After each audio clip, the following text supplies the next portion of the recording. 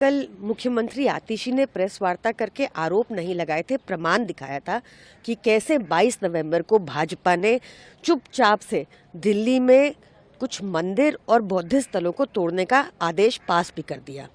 एक तरफ अरविंद केजरीवाल जी की सरकार है जो पुजारियों के लिए और ग्रंथियों के लिए एक सम्मान राशि 18,000 रुपए की सम्मान राशि घोषित करती है, और दूसरी तरफ भाजपा की सरकार है जो ऐसी नकारात्मक राजनीति करती है।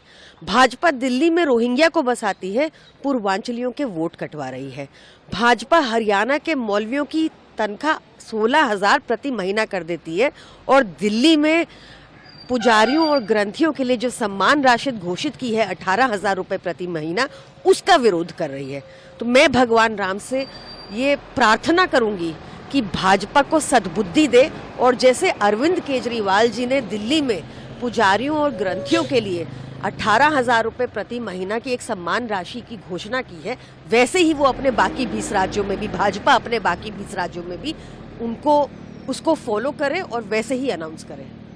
आप बीजेपी केजरीवाल को फर्जी वोटर का स्कैम का एक तरह से किंगपिन बताया है।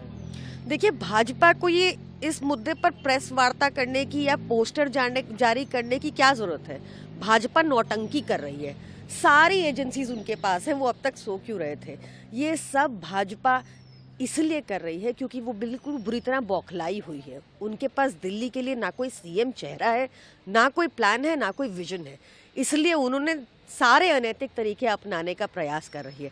चाहे परवेश वर्मा जी हो जो काला धन बांटते हुए रंगे हाथों पकड़े गए और बेशर्मी से कह रहे हैं कि मैं तो बांटूंगा, और उनके ऊपर कोई जांच नहीं हो रही, और दूसरी तरफ चाहे ये जेन्युइन पूर्वांचली भाई बहनों के वोटर काटने का मसला हो। हमने पहले भी दिखाया कि कैसे एक भाजपा के नेता ने शहादरा में 11,018 एक ही व्यक्ति ने 11,018 एप्लीकेशन डाली और जेन्युइन वोटर्स का नाम कटवाने का प्रयास किया, जो हमने रंगे हाथों पकड़ लिया और रुक गया। वैसे ही नई दिल्ली विधानसभा में 5,500 वोटर एप्लीकेशन डिलीशन के लिए आई हैं और 7,500 नए लोगों के नाम जोड़ने की याचिका आई है। जब इलेक्शन कमीशन ऑलरेडी अपनी समरी रिवीजन क्लोज कर चुका है, जब वो अपने अधिकारियों को नीचे जमीन लेवल पर भेजकर पुष्टि कर चुका है, वेरिफिकेशन कर चुका है, एक ड्राफ्ट लिस्ट बन गई है, तो कौन इतनी भारी संख्या में ये एप्लीकेशंस डाल रहा है? तो भाजपा ये ड्रामेबाजी बंद करे और अपने सारे इनके, हम कोई भी नेगेटिव पैतरे दिल्ली में सफल नहीं होने देंगे। आप जो रोहिंग्याओं की बात, बांग्लादेशी नेशनल्स को गिरफ्तार किया है जो इलीगल इमिग्रेशन के खिलाफ दिल्ली पुलिस मुहिम चला रही है, उसके तहत देखिए, इतने टाइम से भाजपा 17 अगस्त 2022 को हरदीप पुरी जी ने, 2 साल हो गए इस बात को, 2 साल से ऊपर, उन्होंने सार्वजनिक जानकारी दी है कि उन्होंने रोहिंग्या को कहां बसाया है।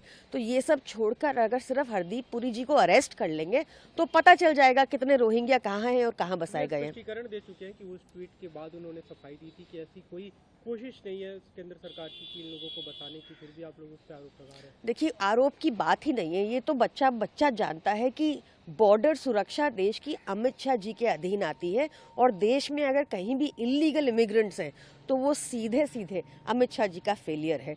हरदीप पुरी जी, लैंड दिल्ली में बीजेपी के अधीन आती है, कानून व्यवस्था दिल्ली में बीजेपी के अधीन आती है, तो किसने बसाया हो सकता है? ये सब समझते हैं। भाजपा को ये नौटंकी बंद करनी चाहिए, और मेरी पुलिस से गुजारिश है कि तुरंत हरदीप पुरी जी को अरेस्ट कर ले, उनको सारी जानकारी है। कल उन्होंने कहा कि ये दिखाता है कि आपकी बीजेपी से मिली भगत है, आम आदमी पार्टी संघ में भरोसा रखती है, संघ में विश्वास रखती है, और चिट्ठी लिखने की क्या जरूरत थी?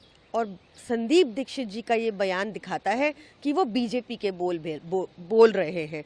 उन्होंने क्यों नहीं आवाज उठाई परवेश वर्मा जी के इलीगल कृत्य के ऊपर? क्यों नहीं उनको दिख रहा है कि परवेश वर्मा दोनों हाथों से काला धन बांट रहे हैं और बेशर्मी से कह रहे हैं कि मैं तो ऐसा करूंगा ही?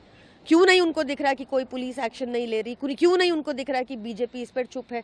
तो इसको लेकर अरविंद केजरीवाल जी ने बीजेपी की मदर ऑर्गेनाइजेशन आरएसएस को लिखा है और पूछा है कि क्या वो इसमें सहमति रख